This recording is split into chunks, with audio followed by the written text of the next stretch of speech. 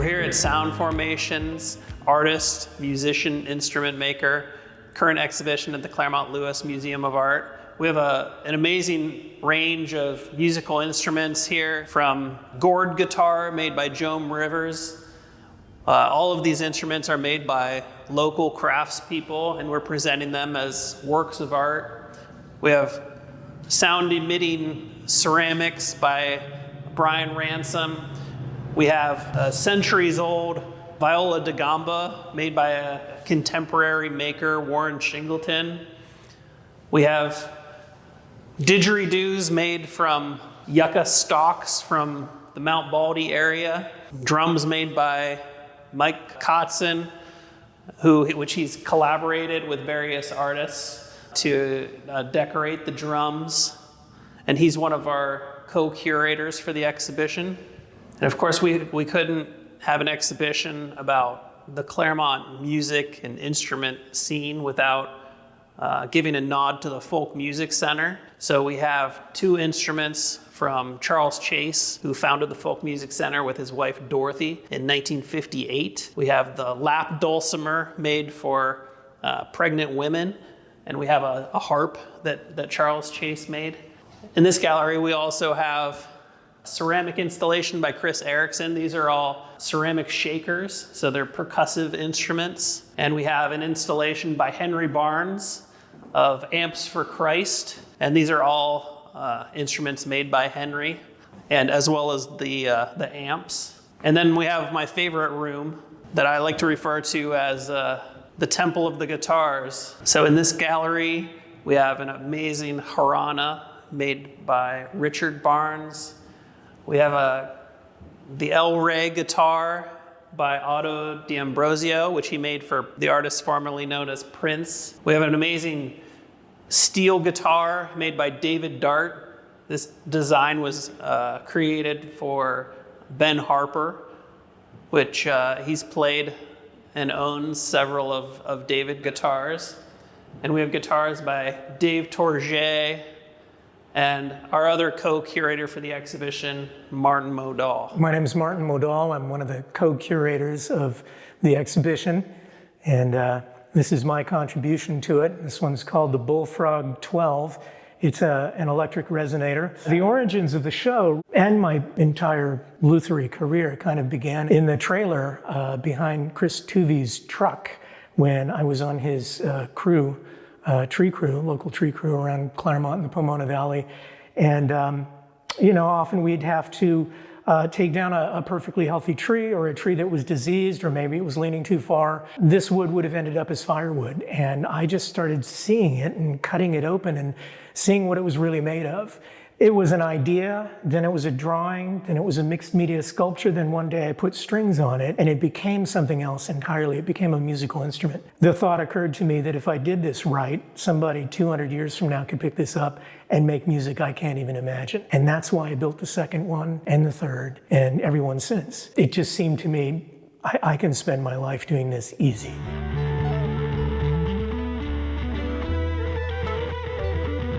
And my motif since the 70s has always been flying guitar, like this right here.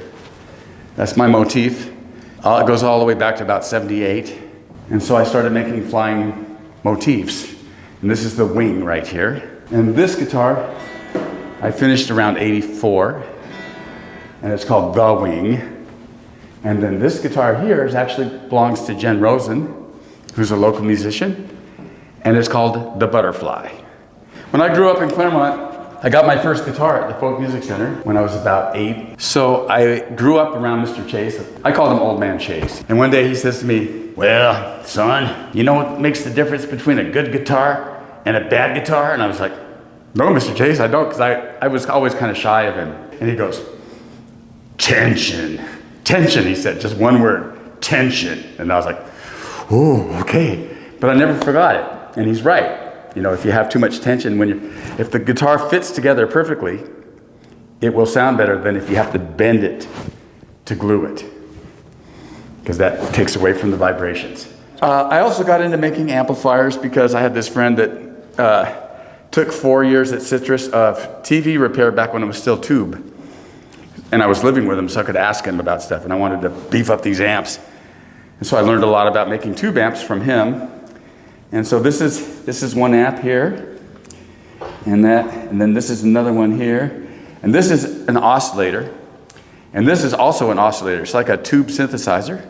And this was made for Dimitri Kotzen from Oth, who is now a Claremonter himself.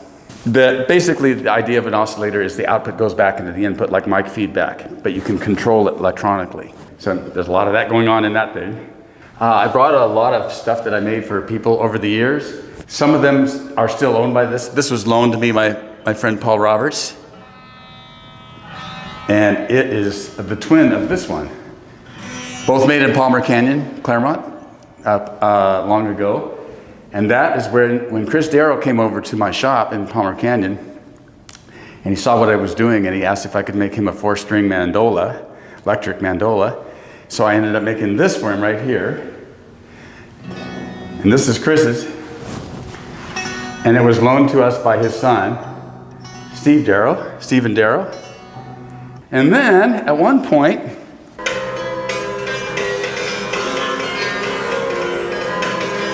I had this weird idea to make a spinning thing that was picked by 2 different picks. And I got some bearings and a long shaft, and I made this frame. And this is what I ended up with. We ended up calling it the Roto Koto, like a spinning koto.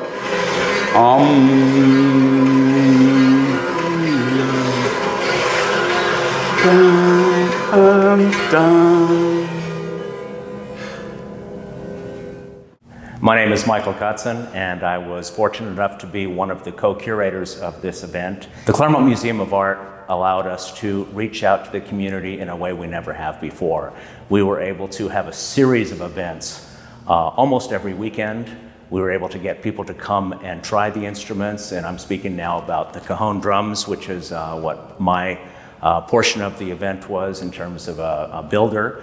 It was interesting to me because even though I build these instruments and I play them, hearing professional musicians come and use their hand technique and their expertise, they can coax a lot of tones out of these drums that I didn't even know existed, and that's always really fun and really exciting to hear. This is something that wood burned by Liz Red.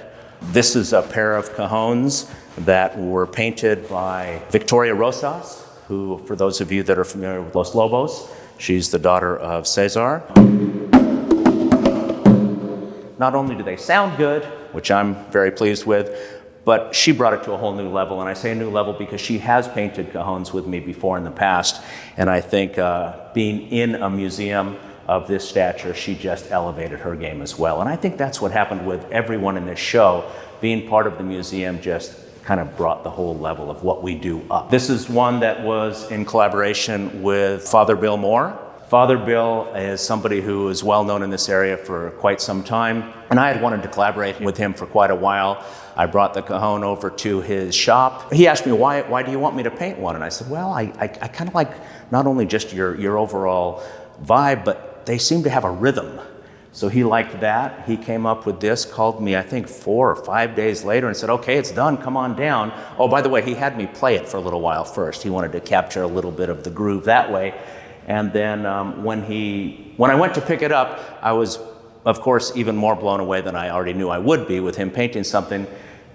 And one of the things that I found particularly lovely about it is that, to me, looks a little bit like an African mask. And when I mentioned it to him, he smiled and enjoyed that, but said it certainly wasn't his intention. So this was another really fun collaboration. This one was painted by Pete Escovedo, and you might know that name as a legendary percussionist who has played with everybody from Santana to his own band for many, many years.